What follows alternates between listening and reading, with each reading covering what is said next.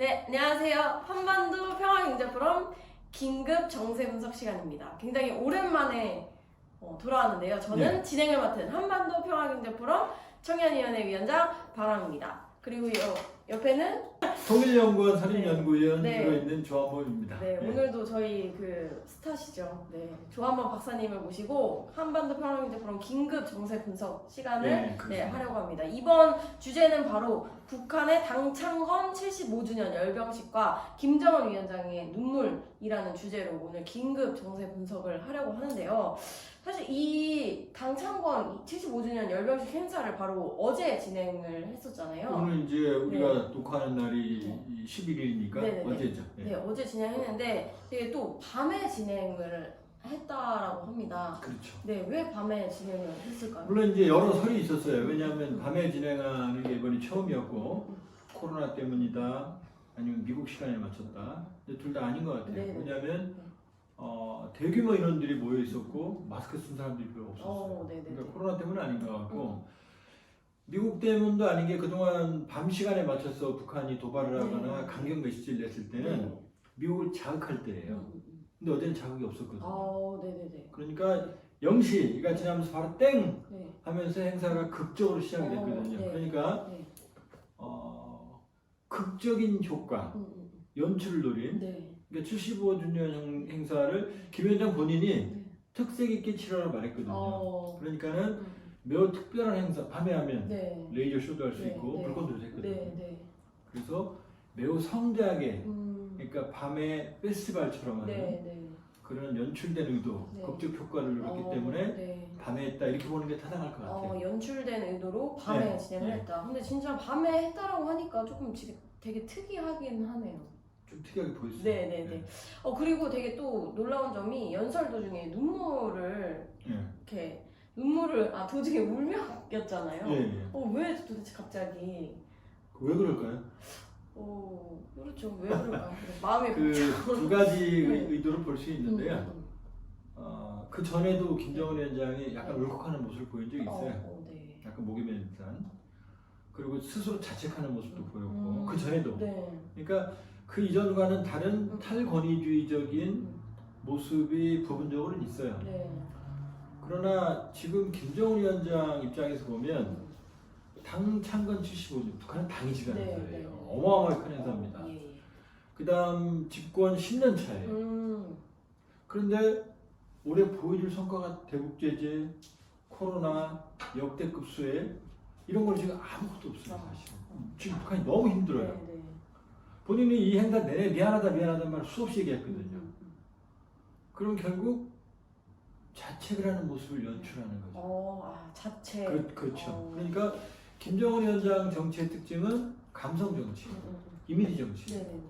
자, 할아버지 김일성 주석은 북한 체제를 만든 사람이고 네네네.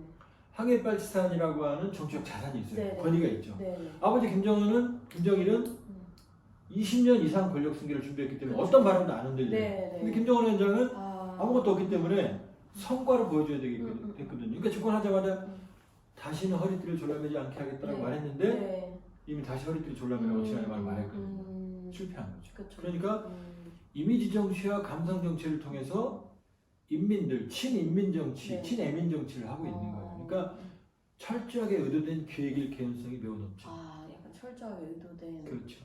예. 저도 막 지도자가 근데 그게 의도됐다고 하더라도 이 진짜 인민들이 봤을 때는 되게 큰 약간 조금 놀라움이 있었을 것 같아요. 그럴 거예요. 네. 그냥 못 보던 지도자니까. 그렇죠. 그런데 눈물은 배고픔을 이기지 못해요. 그러니까 한두 번은 감동을 주지만 북한 내부의 어려움이 지속되면 저런 눈물 정치는 장기적으로 반복되면 이제 안 통하죠. 오히려 권위를 약화시킬 수 있는 일이 양날의 칼이에요. 네네네. 그리고 그 이제 연설을 했던 내용 중에 또 엄청 이례적인 것이 사랑하는 남녘 동포라는 그런 표현을 했거든요. 이런 뿐만 아니라 또 보건 위기가 극복되고 굳건하게 손을 맞잡길 기원한다라고 했는데 이게 어떤 의미로 저희가 받아들일 수 있을까요? 아주 극적인 역전이죠. 지금 서해에서 잔인하게 우리 공무원을 사살하고 시신을 소각한 정황까지 있는데 사랑하는 남녀 동포들이라는 표현을 쓰고 그니까요. 네. 대한민국 지도자들도 사랑하는 국민들이라는 표현을 잘 안 써요. 아, 그쵸. 돌아가신 고 김대중 대통령께서는 존경하고 사랑하는 국민들 이런 표현을 즐겨 쓰셨어요. 네네. 근데 사랑하는 남녀 동포들이라고 얘기를 했고 그 얘기 뭐예요? 지난 6월달에 개성공단 충격적인 공동 연락사무 폭파도 그건 내 뜻이 아니었다. 아, 그다음에 이번 서해 공무원 피격 사살 사건도 내가 그런 게 아니, 내 뜻이 아니다. 굳건하게 손을 다시 맞잡자 그랬거든요. 네네네. 거기다음에 보건위기 극복이라는 표현을 썼거든요. 이 얘기를 뒤집어 보면 다시 남북협력을 하자. 경우에 따라서는 보건위기라는 표현이라는 얘기는 이미 문재인 대통령이 동북아 공동방역협력체를 제안했거든요. 그쵸. 9월 20일 날 유엔에서. 네. 그러니까 보건협력의 가능성도 열어둔 거예요. 아, 네네. 그러니까 네. 지금 역전을 노리는 거죠. 네, 지금 네. 극적으로 나빠져 있는 한국 내의 가능성을 네. 뭐 조선길 대상 이런 얘기 전혀 없잖아요. 그쵸. 그렇죠? 네. 그렇기 때문에 지금 남북 관계를 염두에 둔 네네네. 그런 파격적인 발언을 이렇게 볼 수 있죠. 우리가 좀 어쨌든 이렇게 분위기를 분위기가 조금 이렇게 변화될 수 있다라는 것들을 조금은 어떻게 보면 기대를 해볼 수 있겠네요. 아주 이례적인 거죠. 네. 그러니까 지난번 공무원 피격 사건, 사망 사건 이후에 바로 네. 3일 뒤에 네. 대단히 미안하다는 거에 이어서 사랑하는 남녀 동포들이라는 얘기 이어서 또 다시 굳건하게 네네네. 손을 맞잡기를 네. 기대한다고 네. 한 걸 네. 보면 네. 남북협력을 하겠다. 네네. 그리고 지금 이렇게 남북관계 악화된 건 내 뜻이 아니다 라는 네. 표현을 직접적으로 네네네. 친서가 아니고 네. 우리 한국의 일반 국민들에게 전달을 하는 거죠. 어. 진정성을 떠나서 네네네. 일단 의미는 네, 그렇습니다. 좀 기대를 해봐도 좋을 것 같습니다. 그리고 미국에 대한 어떻게 보면 도발적인 이런 메시지는 없었나요? 없었어요. 미국이라는 언급 자체가 없었고요. 네네네. 핵무기에 대한 언급도 없었어요. 그냥 외부로부터 핵 위협이라는 표현에서 핵이 한 번 들어갔지 네. 자신들의 자의적 국방력이지 절대로 먼저 쓰지 않는다. 네. 그리고 쓴다면 만약에 두 번 써요. 만약에 이렇게. 그러니까 아주 뭐라 그럴까 과시, 네. 위력 과시는 했지만 네네. 그러나 미국을 자극하지 않으려면 네. 매우 조심스러운 네. 언수를 썼고 네. 그리고 혹시나 미국이 오해할까봐 예를 들면 많은 부분에서 네. 절제된 표현을 썼어요. 네. 뭐 핵무기 완성 뭐 이런 얘기도 안 썼고 전략무기 뭐 이런 얘기도 네. 절제를 했거든요. 네. 본다 그러면 미국 대선 국면에 처한 트럼프 대통령을 어렵게 만들 생각은 없다. 네. 그 다음에 미국 국민들로부터의 거부감을 불러일으킬 만한 그런 메시지는 없었어요. 연설 자체에서. 그래도 뭔가 미국에 대한 그런 언급은 없었지만 사실 ICBM을 공개를 했잖아요. 네. 이런 것들이 또 이렇게 간접적으로는 자극을 있게 될 거라는 생각이 아주 드는데. 거대한 초거대형 ICBM 네. 화성 15형이 지난번 거보다 더 큰 거로 보여져요. 네. 길이가 2, 3m 늘었고 직경도 커졌어요. 네. 아마 그 세계 최대 크기일 겁니다. 크기를 보면. 근데 그리고 이제 SLBM 잠수함 발사 탄도미사일 북극성 3을 지난해 10월에 발사했는데 이번에 북극성 4A라고 써 있었어요. 더 개량됐어요. 더 성능이 개량됐고 크기가 좀 더 전체적으로 길이는 조금 줄은 것 같은데 원통이 더 커졌기 때문에 성능은 향상돼 물론 둘 다 싸우진 않았죠. 그러나 그렇기 때문에 지난해 썼던 2017년에 썼던 화성 15형이 사거리 13,000km로 추정이 되거든요. 그러니까 그 이상이 될 거로 보여지니까 아직 싸우진 않았어요. 그러나 외양상 봤을 때 미국 전역을 타격할 수 있는 것으로 추정이 됩니다. 미국을 타격. 그런데 여기 숨은 그림이 있어요. 네. 뭐냐면 미사일은 크다고 좋은 게 아니에요. 네. 미국이 쓰는 미니티맨 3라고 하는 대륙간 탄도 미사일은 17m예요. 근데 이번에 공개된 건 23, 4m로 추정이 되거든요. 근데 미니티맨은 17m로 13,000km 사거리를 유지해요. 이거보다 더 작아요. 그러니까 이 얘기는 크다는 얘기는 크다고 무서운 건 아니고 오히려 기술력이 떨어지는 걸 볼 수 있어요. 두 번째는 이게 액체 로켓이거든요. 근데 액체 로켓은 액체 연료의 특성상 액체 연료를 싣고 이동을 하면 흔들려서 터지기가 쉬워요. 이렇게 큰 대형 차량을 보면 이 차량 크기가 거의 25m 넘거든요. 아람 씨 25m 넘는 차량 본 적 있어요? 서울에서? 못 봤죠, 당연히. 갈 수 있는 길도 없죠? 이동에 제한이 있어요. 그렇게 보면 또 하나는 액체 연료를 싣고 지금 가서 바로 차량에서 발사하는 게 아니고 세워놓고 차량이 이탈하고 설치하는 작업이 시간이 많이 걸려요. 그럼 반나절 이상 걸려요. 이동도 시간이 걸리고. 그럼 우리 킬체인이나 주한미군 키체인 한미연합체 세력에서 요격이 가능해요. 그러니까 네. 이 숨은 그림을 보면 네. 그렇게 첨단 무기체계는 아니다 이렇게 볼 수 있어요. 그러면은 어쨌든 당 창건일인 만큼 뭐라도 보여줘야 되기 때문에 ICBM은 공개를 했다라고 볼 수가 있을 것 같은데. 그렇죠. 네. 근데 이제 사실 그 원래 당 창건 기념일까지 평양 종합병원을 완공한다라고 했었잖아요. 그것도 어떻게 보면 하나 보여줘야 할 거였는데 어떻게 됐나요 지금? 정확히 본 거예요. 뭐냐면 네. 당 창건 75주년 기념일을 네. 어떻게든 평양 종합병원 완공하라고 했죠. 네. 얘기 없었어요. 아.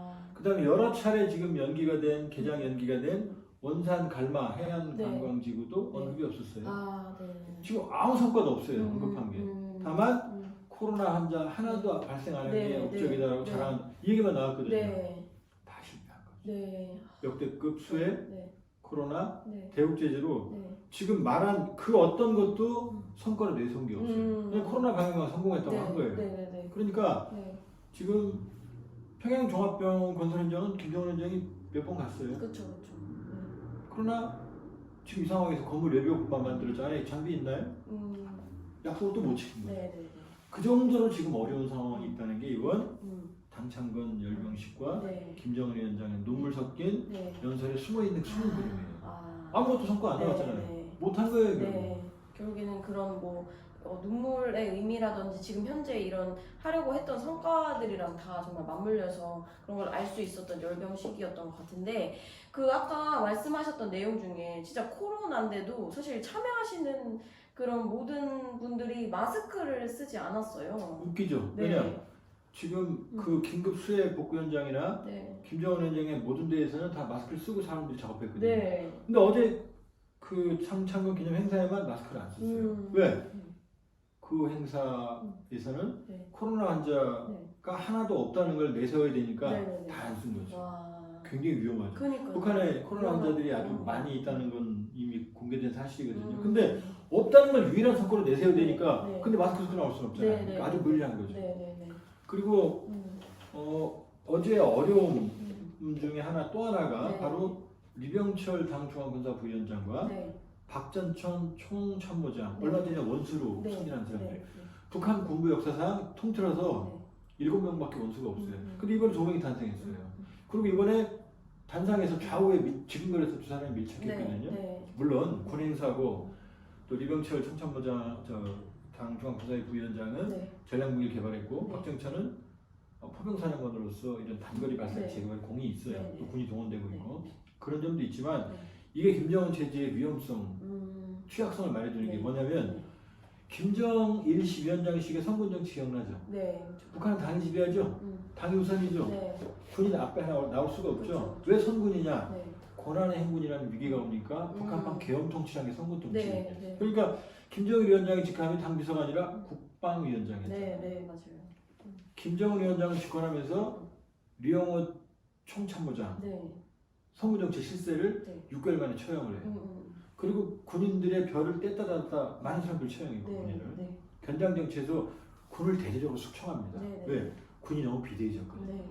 아버지 때. 그리고 당 정치로 회귀를 했거든요. 네. 근데 다시 이병철과 박정찬의 야전 분세력들이 전면에 나오는 거예요. 왜 그래요? 다시 군이 중요해진 거예요. 네. 수해 복구도 군이 하고 코로나 방역도 군이 하고 건설도 군이 하고 그 얘기는 뭐예요? 김정은도 역시 아버지처럼 고난행군에 이수한 군을 우선하는 정치가 시작되는 거예요. 그러니까 김정은식 선군 정치라고 볼 수는 없지만 김정은 체제에서 다시 야전군 세력들이 나선다는 얘기는 군밖에 비상동원 체제인 군밖에 의지할 수가 없다라는 거고 그 얘기는 뒤집어 얘기하면 네. 그만큼 내부 위기가 심하다라는 걸 보여주는 거죠. 네네네. 그렇다면 또 궁금한 것이 김여정 제1부부장의 특이 동향이 있었을까요? 특이점이 없었어요. 왜냐하면 지금 김여정 부부장이 7월달 노병대, 6월달에 뭐 난리 쳤죠. 개성연락사무소 네. 폭파했고 네. 뭐 7월달에 대미당하내고 7월 26일날 노병대 얼굴 숨긴 다음에 나온 다음에 얼마 전에 얼굴을 최초로 내밀었거든요. 네. 강원도 김학원 네. 갔을 때 김여정 부부장이. 네. 근데 이번에 이제 얼굴을 내밀었어요. 그리고 별로 특이하게 옛날처럼 뭐 추석단을 쩌다니 그러지 않았는데요. 사실상 이번 야간 열병식을 총지휘한 게 김여정이라고 보여져요. 왜냐하면 자 이렇게 봅시다. 김여정이 6월달에 대남 공세를 할 때 자기가 대남 관계 총괄한다고 그랬어요. 네, 맞죠? 네. 그다음 7월 때는 대미 담아냈죠. DVD 갖고 싶다고 네, 네. 독립주의인가? 그럼 대남 대미 총괄이라는 얘기예요. 맞죠? 네. 그다음 이번 행사를 주관하는 게 선전선동부거든요. 네. 왜냐? 리란 선전선동부장이 사회를 봤어요. 요 밑에가 현성월이에요. 음. 원래 선전선동부 제1부부장이 김여정이었거든요. 여기서 네. 오빠의 의전과 이런 행사를 책임졌거든요. 네. 여기 있다가 더 위로 올라갔거든요. 아. 그러니까 이것의 총 컨트롤 파워, 네. 총 감독이 열병식의 김여정이고 이 밑에 리란 현성을 이어지는 선전선동부가 네. 이런 각본 각색을 짠 행사가 이번 행사다. 그러니까 김여정이 부각이 안 됐지만 네. 또 김정은 연설문이 아주 섬세해요. 네. 섬세하고 눈물이라든지 이런 감성적인 연출을 봤을 때 네. 개인적인 추론이지만 여성적인 섬세함이 좀 느껴져요. 여기 보면 김여정이 총감독일 개연성이 있다 이렇게 볼 수 있어요. 막 저는 약간 박사님 얘기하시는 거 들으니까 소름이 돋네요. 아 그래? 여성적인 섬세함이 소름이 야, 돋네. 그 엄청난 그 분석이 지금 약간 소름이 돋았어요. 네. 그럼 어떻게 보면 오늘 이제 주신 것들을 이제 토대로 봤을 때 뭐 어쨌든 사랑하는 남녀동포라는 그런 단어라든지 보건협력 이런 것들을 기대를 해볼 수 있을 것 같은데 그렇다면 어쨌든 열병식을 통해서 보신 박사님의 향후 이 한반도 정세가 어떻게 될지 일단 도발할 의사는 없다. 도발을 잡고 그 다음에 도발할 능력도 없어요. 네. 지금 너무 어렵기 때문에. 근데 미국 대선이 김정은 위원장에게 불리하게 돌아가거든요. 트럼프 대통령은 자신에게 이익만 되면 빅딜 얼마든 정치적 선택을 할 수 있거든요. 네. 근데 바이든은 원칙주의자예요. 네. 동맹과 협의하고 진정성이 확인돼야 대화가 나오거든요. 근데 김정은 위원장은 극하죠. 그 다음에 트럼프 대통령은 신뢰가 있죠. 그럼 김정은 위원장 입장에서 누가 대통령 되는 게 편하겠어요. 트럼프. 근데 트럼프 대통령이 절망적으로 가고 있거든요. 그렇죠. 그러면 바이든이 되면 대통령 선거는 11월 3일이에요. 근데 임기는 내년 1월부터예요. 네. 올 초달 그냥 날아가죠. 네. 자 집권하면 바이든이 외교안보 라인 짜는데 청문회 때문에 미국은 몇 달 지나가요. 대북 라인 짜요? 또 몇 달 지나가요. 그럼 빨라야 내년 6월, 7월이나 협상한다는 얘기인데 김정은에 대한 시간이 없거든요. 그렇죠. 연설 마지막에 시간 우리 편이라고 그랬는데 그건 네. 거꾸로 생각해야 돼요. 절박해요. 음. 그러면 지금까지는 하노이 끝나고 나서는 우리한테 짜증내기 시작했죠. 6월 달에 계속 연락처 폭파하고 네. 그렇게 되면 지금까지는 하노이 끝나고 나서는 남북관계 얼어붙었어요. 그러면서 선미훈합 네. 미국과의 문제를 푼 다음에 남쪽으로 온다 했거든요. 근데 북한 내부에 어려우면 어려워지고 미국은 바이든은 별로 관심 없을 거고 그럼 다시 남쪽으로 시간이 올 수도 있죠. 그러니까 선남 후미로 갈 수 있는 개연성도 있는 거죠. 그러니까 지금 모든 상황은 북한 내부가 너무 어렵다라는 데서 출발을 해요. 출발을 한다고 보면은 바이든이 대통령이 된다고 해도 오히려 도발을 절취할 수밖에 없다. 더 협상이 힘들어지니까. 그러면은 어려움이 가중될 때 의지할 수 있는 건 우리 한국밖에 없거든요. 중국도 어려워요. 점차 어려워지고 있거든요. 그리고 중국이 언제나 북한 문제를 다 해결해 준 적이 없거든요. 그러니까 좋은 건 원래는 정전선언을 중심으로 문재인 대통령이 제안했죠. 북미 협상이 진행되고 그러면 남북관계도 같이 가져가는 게 우리 구상이었다고 봐요. 근데 공무원 피격 사건, 코로나 트럼프 대통령 감염이란 돌발 변수가 생긴 거죠. 그러니까 만약에 트럼프 대통령이 조기에 치료 확정이 완치가 된다 그러면 김일영 부부장이 워싱턴을 가는 옥토버 서프라이즈 가능성이 남아있어요. 양쪽 다 이해관계 가지니까. 트럼프 대통령은 리얼티 쇼를 해야 되는 거고 북한은 돌파구가 필요하니까. 그렇기 때문에 대선까지 특별하게 도발 가능성은 없다. 또 대선이 끝나도 바이든의 트럼프가 되든 김정은 위원장 입장에서는 도발 카드를 쓸 때 실익이 없다. 그러나 시간이 흘러가면서 어려움이 가중될 거기 때문에 우리의 중요성은 상대적으로 클 거다. 그러니까 우리가 다시 한반도 운전자로서 이 평화 입구, 남북협력 입구를 만들어내는 여러 뭐 공무원 사건도 있고 처참하죠 사실 북한의 범죄행위입니다. 개성당 연락선 폭파하고 시간이 많이 지났지만 엄마 딜레마라는 얘기 하나만 해줄게요. 엄마 딜레마. 자, 우리 국민들이 어떻게 이해하셔야 되냐면 엄마하고 애가 백화점에 갔어요. 엄마는 장난감을 살 돈이 없어요. 근데 애는 장난감 사고 싶어요. 백화점에 가서 사달라고 그러면 엄마가 안 사주면 애가 어떻게 해요? 계속 울죠. 징징대죠. 엄마가 어떻게 해요 그럴 때? 뚜들 패야 돼? 달래야죠. 달래야죠. 그냥 애가 막 바닥에 누르려고 그래요. 그럼 엄마한테 같이 누려요? 못 눕죠? 그게 바로 우리 엄마가 우리 북한 사람들이 들으면 뭐 네. 기분 나쁠지 모르지만 네. 국력이나 설득, 도덕적인 능력이나 협상력이나 우리가 엄마고 북한은 아이잖아요. 네. 우리 엄마 딜레마가 있어요. 네. 그러니까 애가 바닥에 뒹굴지 않고 떼쓰지 않고 창피하지 않게 잘 달래고 이 상황을 관리해야 되는 네. 그런 부담이 누구한테 있다고요? 우리한테. 애는 관심 없죠. 네. 애는 장난감만 관심 그렇죠, 있죠. 그렇죠. 우리는 애도 관리해야 되고 네. 주변도 관리해야 되고 내 네. 지갑도 관리해야 되고 네. 그렇죠. 네.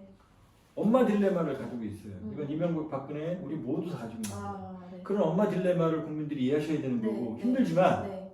이 아주 정말로 안타까운 공무원 비격 사망 사건도 그렇지만 그러나 그 엄마 딜레마라는 우리 숙명이다. 그렇기 네. 때문에 우리가 이 상황을 안정적으로 관리하고 네. 한반도 평화와 네. 번영의 새로운 관계를 이끌어가는 건 우리의 숙제예요.